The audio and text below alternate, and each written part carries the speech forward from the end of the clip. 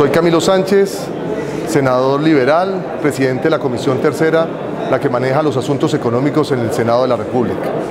El tema de la reforma tributaria es un tema bastante importante que se va y está analizando en este momento en el Congreso de Colombia.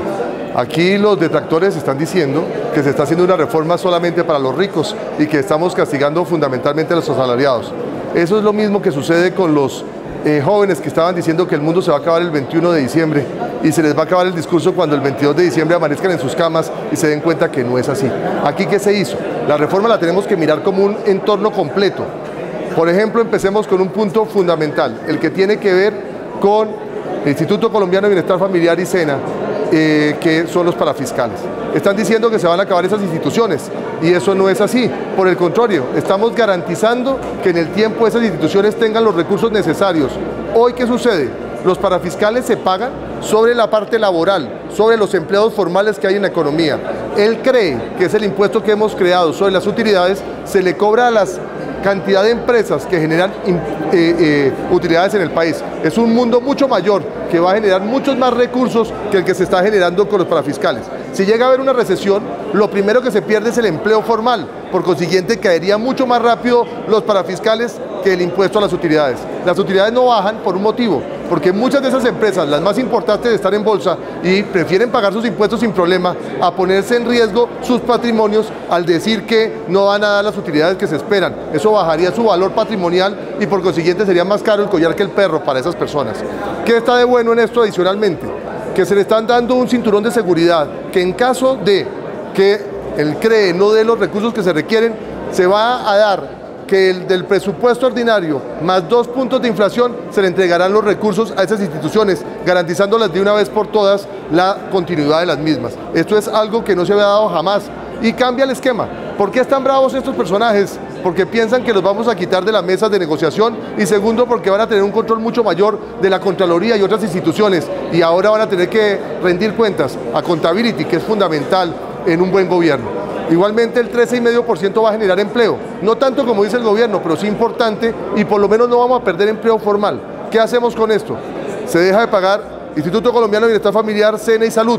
Ese 13,5% es una disminución de los costos de los empresarios, que en cambio de darle el gobierno plática como lo hizo el gobierno Uribe, como agroingreso seguro, se les va a pagar cuentas para que la plata llegue a donde tiene que llegar y es una disminución real de costos, con lo cual van a ser mucho más competitivos y van a poder generar empleo y van a poder mantenerse en el tiempo. Ahí estamos haciendo el primer espacio, que es lo que tiene que ver con los parafiscales. Igualmente se creó el IMAN.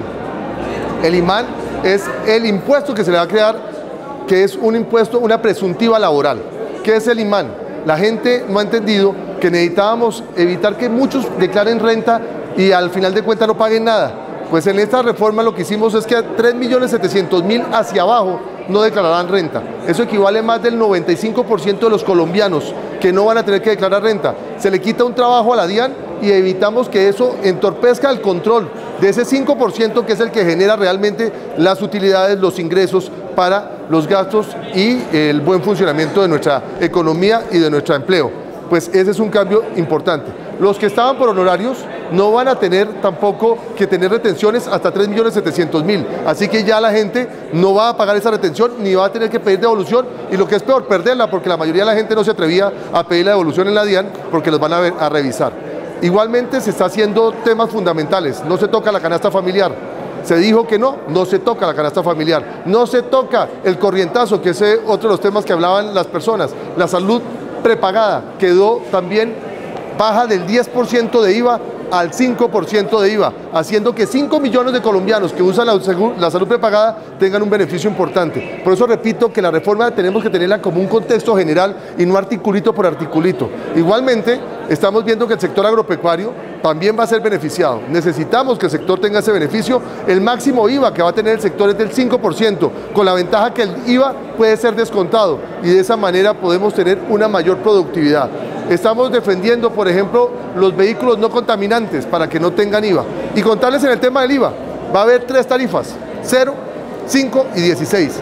16 para vehículos, por ejemplo, 16 para las joyas, cosas por el estilo, y 5 para lo que ya hemos dicho de sectores como el agricultor y otros sectores como la medicina prepagada. Se tiene que también ver que no siempre poner impuestos más altas tarifas es progresividad. Ahí están equivocados muchos de esos de la izquierda que les fascina echar discursos para la gente que no conoce. Yo les digo, ganancia ocasional. Teníamos el 33%, baja del 33% al 10%. Con el 33% se recogían 300.000 millones de pesos en el tema de sucesiones y ganancia ocasional.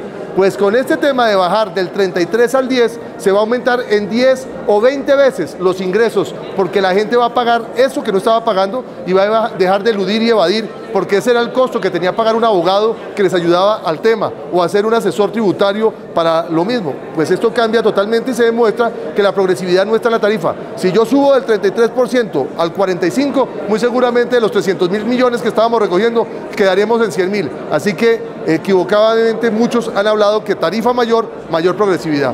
Estamos hablando también de muchos otros argumentos que se están dejando, como por ejemplo San Andrés y Providencia, donde se le están dando unos incentivos muy grandes, más en este momento que coincide la reforma tributaria. Todos los barcos, aviones, helicópteros, todo lo que se haga con bandera colombiana en ese departamento van a tener un tratamiento totalmente distinto al que habían tenido hasta el momento, para evitar que se vayan esos recursos para Panamá o Miami, donde se estaban haciendo la mayoría de esos abanderajes. Y así, pues tenemos demasiados puntos que se van a tener. Por ejemplo, los paraísos fiscales. No vamos a permitir que nuevamente los más ricos de este país puedan evadir y eludir los impuestos. Ya cuando se venda una cervecera, cuando se venda una empresa que tiene que ver con medicamentos, tendrán que pagar las utilidades en el país y no vamos a tener que felicitarlos simplemente porque nos hacen un auditorio o una cosa por el estilo. Hay que pagar lo que se tiene, evitando esas empresitas de papel que por fuera, en esos lugares que son paraísos fiscales, estaban dejando que no quedaran un solo tributo en el país. Así que, por un lado, también se le paga y se le pega duro a los que han evadido y eludido. En el tema de la renta, baja también del 33 al 25, pero también con una condición, que es que no estaban pagando lo que tenía que hacer. Vamos a ver cómo sucede en ese tema y vamos a cambiar también lo de las zonas francas, que a partir de este momento tendrán el 15% más el hipoconsumo. En el tema de los restaurantes que estábamos hablando, el hipoconsumo será el 8%. Ese es muy bueno porque es un impuesto que no se puede descontar ninguna tarifa. Y 16% para las franquicias que tienen todo importado. Esto es buscando el mejor de los mundos para los dos sectores que generan empleo y desarrollo. Así como eso, se tocan 199 artículos, más los que vayan a quedar incorporados en la plenaria. Así que todavía falta demasiado, son muchos los temas que se van a tocar, pero para que ustedes se den cuenta que no son las cosas como dicen algunos, ni tan buenas ni tan malas como quisieran otros.